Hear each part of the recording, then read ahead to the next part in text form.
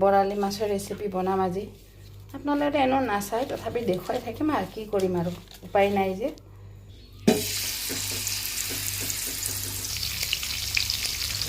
বৰালি মাছ বিৰাট ভয় লাগে, একদম দূৰৰ পৰা মোৰ ওলটাই দিয়ে। ঢাকনি মাৰি মাৰি ভাজি আছোঁ।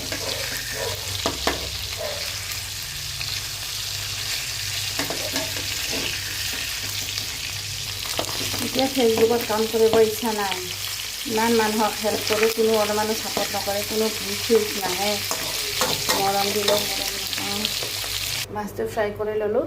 এতিয়া মাছ ভজা তেলতে জিৰা আৰু জলকীয়া দি দিছোঁ। আলু দি দিলোঁ।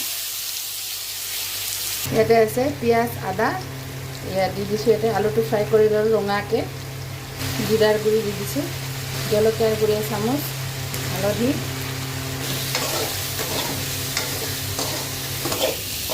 মছলাটো একদম ফ্ৰাই কৰি লৈছোঁ ভালকৈ। এতিয়া পানী দি দিম।